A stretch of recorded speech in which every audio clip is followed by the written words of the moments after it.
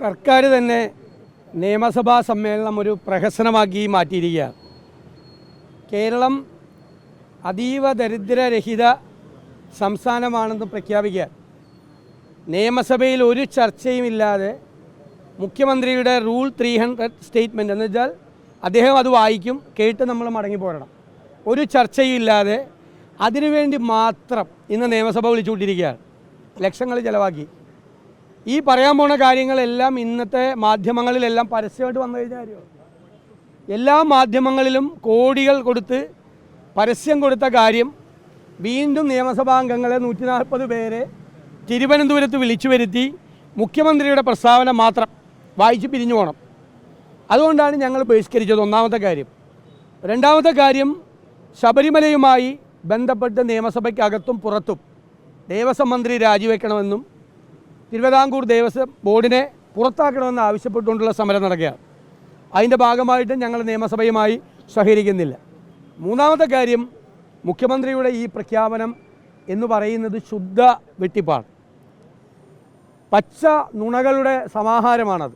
യഥാർത്ഥത്തിൽ ഞങ്ങൾ ഇന്നലെ കൃത്യമായി വ്യക്തമാക്കിയതുപോലെ LDF അധികാരത്തിൽ വരുന്നതിന് മുൻപ് മാനിഫെസ്റ്റോയിൽ പറഞ്ഞത് കേരളത്തിൽ 4.5 ലക്ഷം പരമ ദരിദ്രരായിട്ടുള്ള ആളുകളുണ്ടെന്നാണ്. അതെങ്ങനെയാണ് ഒരു സുപ്രഭാതത്തിൽ 64,000 പേരായത് മാറിയത്? രണ്ടാമത്, ഗവൺമെൻറ് തന്നെ നിയമസഭയിൽ തന്ന മറുപടിയിൽ കേന്ദ്ര ഗവൺമെൻറ് ദരിദ്രരിൽ അതിദരിദ്രരെ തീരുമാനിക്കുന്നത് ആണ് AAY പദ്ധതിയുടെ പ്രകാരമുള്ള 5,95,000 കാർഡുകൾ ഇവിടെ വിതരണം ചെയ്യുന്നത്. ആ കാർഡുകൾ അനുസരിച്ച് 5,95,000 പേര് കേരളത്തിൽ ദരിദ്രരിൽ അതീവ ദരിദ്രരായിട്ടുള്ള ആളുകളാണ്. ഈ രണ്ട് കണക്ക് നിൽക്കുകയാണ്. CPMൻ്റെ കണക്ക് 4.5 ലക്ഷം പരമദരിദ്രർ.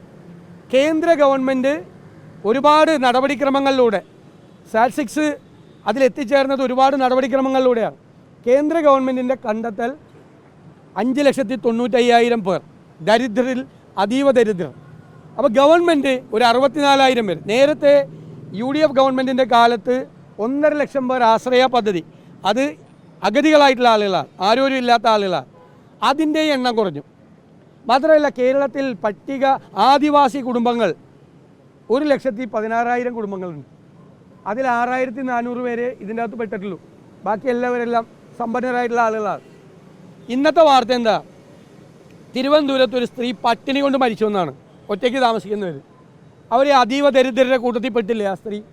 കണ്ടില്ല ഇന്നത്തെ പത്രവാർത്ത? ഇന്നത്തെ വാർത്ത അതാണ്. ഒരു പാവപ്പെട്ട വൃദ്ധയായ സ്ത്രീ കുറേ ദിവസം പട്ടിണി കിടന്ന് മരിച്ചു എന്നാണ്. പട്ടിണി കിടന്ന ഒരു ഷെഡിൽ മരിച്ചു എന്നുള്ള വാർത്തയാണ് ഇന്ന് വന്നിരിക്കുന്ന വാർത്ത. അവർ അതീവ ദരിദ്രയല്ലേ? അവർ ഈ ലിസ്റ്റിൽ പെട്ടിട്ടില്ലേ?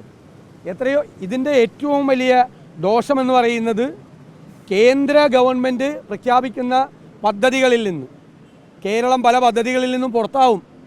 ഈ പ്രഖ്യാപനങ്ങൾ കൊണ്ട് ദോഷകരമായി മാറും. ഇപ്പോൾ കേന്ദ്രത്തിൻ്റെ മുന്നിൽ സംസ്ഥാനത്ത് ദരിദ്രരിൽ അതീവ ദരിദ്രരിൽ ഇല്ലാത്ത സ്ഥിതിയാവോ?